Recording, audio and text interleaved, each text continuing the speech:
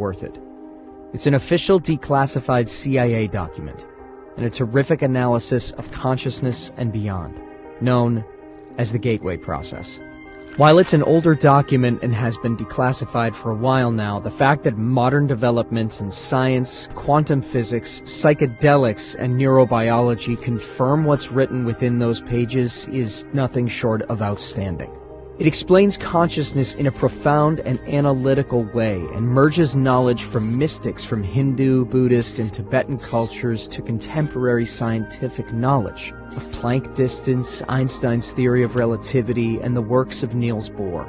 The cosmic spiral and torus is everything, and everything is one. It seems as though individual consciousness is pulled from the collective consciousness using the frequency vibrations of the being. This applies to humans, whales, fungus, and amoeba. Mystics of past and present, including all ancient religions, understood these concepts thousands of years ago. Still, it takes much to open the minds of the most pragmatic, self-conscious, and uptight people. 11. Consciousness and energy. Before our explanation can proceed any further, it is essential to define the mechanism by which the human mind exercises the function known as consciousness, and to describe the way in which that consciousness operates to deduce meaning from the stimuli which it receives. To do this, we will first consider the fundamental character of the material world in which we have our physical existence, in order to accurately perceive the raw stuff with which our consciousness must work. The first point which needs to be made is that the two terms, matter and energy, tend to be misleading if taken to indicate two distinctly different states of existence in the physical world that we know it. Indeed, if the term matter is taken to mean solid substance as opposed to energy, which is understood to mean a force of some sort, then the use of the former is entirely misleading. Science now knows that both the electrons which spin in the energy field located around the nucleus of the atom and the nucleus itself are made up of nothing more than oscillating energy grids. Solid matter, in the strict construction of the term, simply does not exist. Rather, atomic structure is composed of oscillating energy grids surrounded by other oscillating energy grids, which orbit at extraordinarily high speeds. In his book, Stalking the Wild Pendulum, Itzhak Bentov gives the following figures. The energy grid, which composes the nucleus of the atom, vibrates at approximately 1022 Hertz, which means 10 followed by 22 zeros. At 70 degrees Fahrenheit, an atom oscillates at the rate of 1015 Hertz. An entire molecule composed of a number of atoms bound together in a single energy field vibrates in the range of 109 Hertz. A live human cell vibrates at approximately 103 Hertz. The point to be made is that the entire human being, brain, consciousness, and all is like the universe which surrounds him, nothing more or less than an extraordinarily complex system of energy fields. The so-called states of matter are actually variances in the state of energy, and human consciousness is a function of the interaction of energy in two opposite states, motion versus rest, in a manner described in the following paragraph. 12. Holograms. Energy creates, stores, and retrieves meaning in the universe by projecting or expanding at certain frequencies in a three-dimensional mode that creates a living pattern called a hologram. The concept of the hologram can be most easily understood by using an example cited by Bentov, in which he asks the reader to visualize a bowl full of water into which 3 pebbles are dropped. As the ripples created by the simultaneous entry of the 3 pebbles radiate outward towards the rim of the bowl, Bentov further asks the reader to visualize that the surface of the water is suddenly flash frozen, so that the ripple pattern is preserved instantly. The ice is removed, leaving the 3 pebbles still laying at the bottom of the bowl. Then the ice is exposed to a powerful, coherent source of light, such as a laser. The result will be a 3-dimensional model or representation of the position of the 3 pebbles suspended in midair. Holograms are capable of encoding so much detail that, for example, it is possible to take a holographic projection of a glass of swamp water and view it under magnification to see small organisms not visible to the naked eye when the glass of water itself is examined. The whole concept of holography, despite its scientific implications, has only been known to physicists since the underlying mathematical principles were worked out by Denis Gabor in 1947. He later won a Nobel Prize for his work. Laboratory demonstration of Gabor's work only occurred years later following the invention of the laser, as biologist Lyle Watson explains. The purest kind of light available to us is that produced by a laser, which sends out a beam in which all the waves are of one frequency, like those made by an ideal pebble in a perfect pond. When two laser beams touch, they produce an interference pattern of light and dark ripples that can be recorded on a photographic plate. And if one of the beams, instead of coming directly from the laser, is reflected first off an object such as a human face, the resulting pattern will be very complex indeed, but it can still be recorded. The record will be a hologram of the face. 13. The part encodes the whole. Of further importance is the fact that even if we dropped our frozen hologram of the ripple pattern on the floor and broke it into a number of pieces, each individual piece would recreate the entire holographic image all by itself. The smaller the piece, the fuzzier and more distorted would be the resulting holographic projection. But the fact remains that a whole projection would nonetheless be made.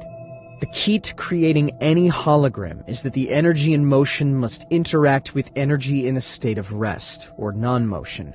In the foregoing example, the pebbles represent energy in motion, while the water, before its agitation by the pebbles, represents the energy at a state of rest.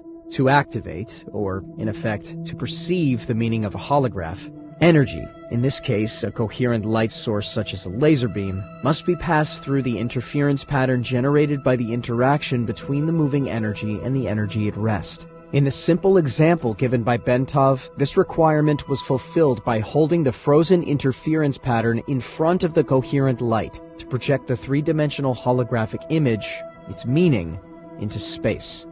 As Marilyn Ferguson, editor of the Brain Mind Bulletin, tells us, another feature of a hologram is its efficiency. Billions of bits of information can be stored in a tiny space.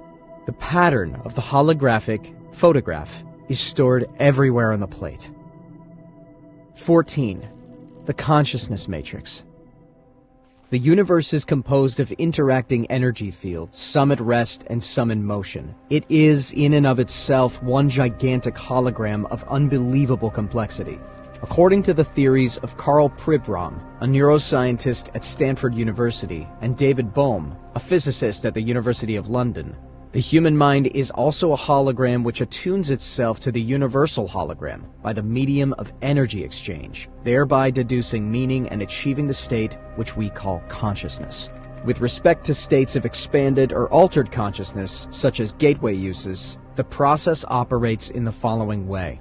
As energy passes through various aspects of the universal hologram and is perceived by the electrostatic fields which comprise the human mind, the holographic images being conveyed are projected upon those electrostatic fields of the mind and are perceived or understood to the extent that the electrostatic field is operating at a frequency and amplitude that can harmonize with and therefore read the energy carrier wave pattern passing through it.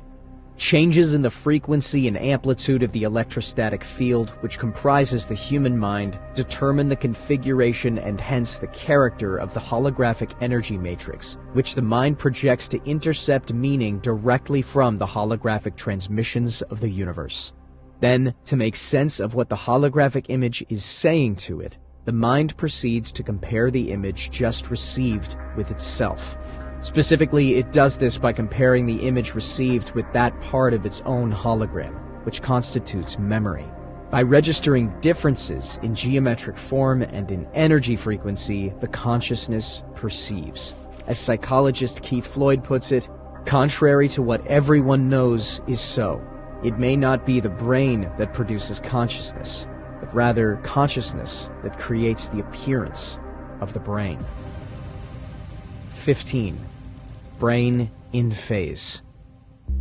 The consciousness process is most easily envisaged if we picture the holographic input with a three-dimensional grid system superimposed over it, such that all of the energy patterns contained within can be described in terms of three-dimensional geometry using mathematics to reduce the data to the two-dimensional form. Bentov states that scientists suspect that the human mind operates on a simple binary go, no-go system, as do all digital computers.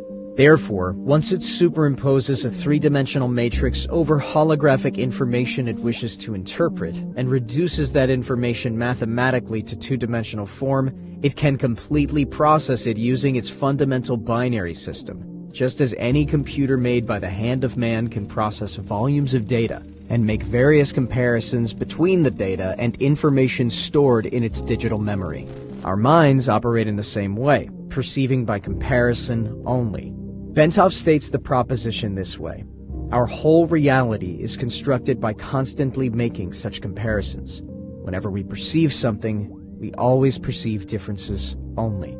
In states of expanded consciousness, the right hemisphere of the human brain, in its holistic, nonlinear, and nonverbal mode of functioning, acts as the primary matrix or receptor for this holographic input, while, by operating in phase or coherence with the right brain, the left hemisphere provides the secondary matrix through its binary, computer-like method of functioning to screen further the data by comparison and reduce it to a discrete, two-dimensional form.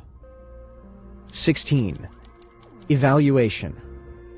To the extent that Gateway succeeds in bringing about a refinement in the energy matrix of the mind, it succeeds in expanding or altering human consciousness so that it can perceive without recourse to the intercession of the physical senses, such that ever more of the universal hologram, not, of course, accessible by sense perception, can ultimately be perceived and understood.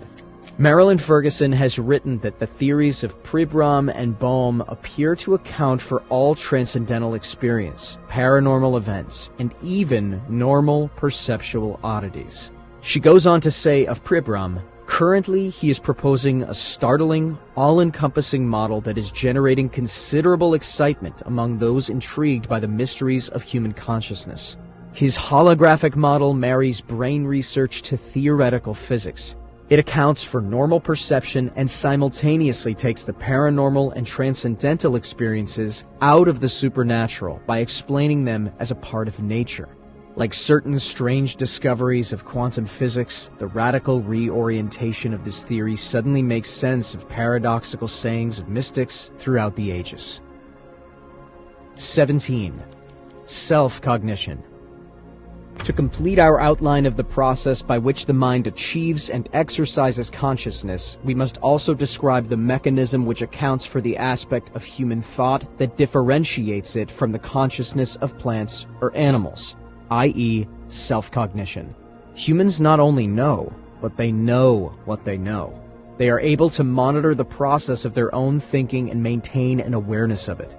Moreover, they can conduct a comparative assessment, evaluating the functioning of their thought processes against various objective standards they have adopted.